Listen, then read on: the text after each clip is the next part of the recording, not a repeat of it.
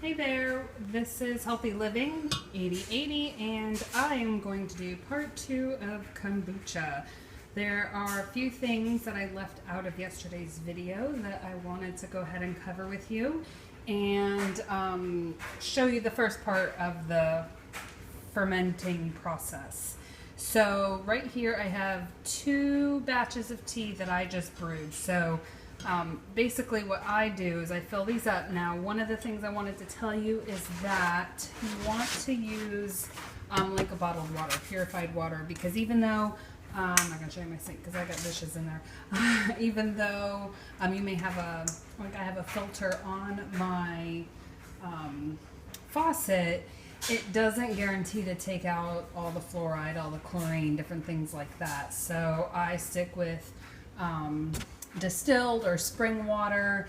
Now, normally when you drink water, and this might be a topic worth discussing in another video, you want water that's alkaline.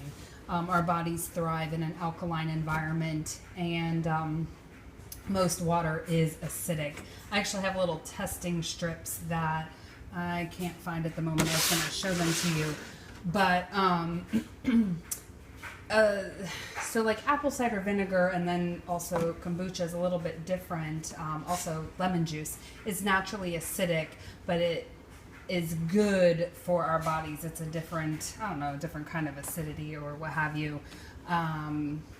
So although Zephyr Hills distilled water is not alkaline, I don't use this for my drinking water. I use this when I ferment foods or make my kombucha. On the other hand, the Zephyr Hills natural spring water is naturally alkaline. So this is the water that we do drink. Okay, so I did 2 green, 2 black teas for each of these. I actually fill these up, and then what I do is I just pour, honestly, some of the water into a pot. I don't worry about boiling all the water. I put the bags in it. When the water starts boiling, I will turn it off, and then I put the tea bags in there. I cover it, and I wait 5 minutes. That way you don't burn the tea, and you will get a well-brewed product. And then I pull them out, and then I pour it back into here. You want to wait for this to come to room temperature. I already put the sugar in when it was warm so that it would dissolve, but if you add the Scoby in and it's too warm of a temperature, you can harm your Scoby, or you can, it might sink to the bottom, which it will still work, but it's better when it sits on top. So I don't have a camera girl helping me right now, so I'm gonna try and, I have the Scoby from yesterday. I never transferred it to another container. I meant to do this yesterday, but I didn't get to it. Let's see if I can prop this up a little bit. I don't know, it might come crashing down. Okay, so I'm actually going to just take this out, and it has some of the liquid from my batch yesterday, and I'm going to pour it in, and my Scoby's going to go down in there, and it should float back up to the top, and then you can actually top it off with a little bit of water. The Scoby's kind of hanging down a little lower than normal, but that's okay. It'll eventually come back up. And I like to do it right up almost to the very top there. And then we put our little, the woman who taught me about this, she called hers a Moses hat. So we're just going to put this piece of fabric over it. You don't want to use cheesecloth because cheesecloth is actually a little bit too porous, and bacteria could get into it.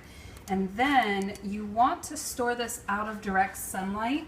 You do not, however, want to put it in a cabinet or a closet where, you know, maybe some other bacteria could be hiding, and you want some airflow. You don't want to close it off to all airflow. So then I will put this aside, and I've got a lot of stuff going on my counter today. I'm fermenting some broccoli slaw. I'm fermenting some, I'm gonna make some pickles here, and this is my second ferment. Yesterday I added the blueberries and a couple slices of ginger into this one, and so anyway, I'm gonna set this aside, and then I'll probably just put a little note on here with the date and start checking it around 5 to 7 days. The warmer the temperature, the faster it will ferment.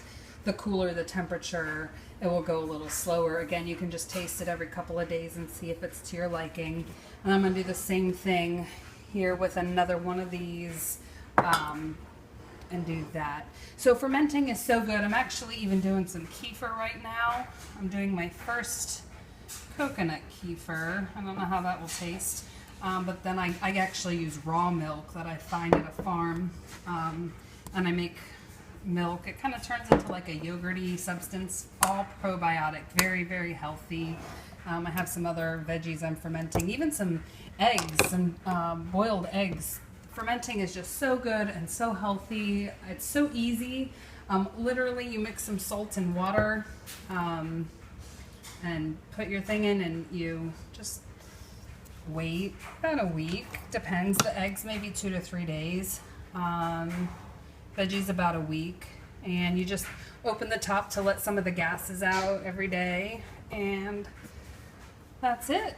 So that is, oh, and the other thing I did want to tell you is that when you second ferment, you want to make sure any herbs or any fruits that you put into your brew is organic.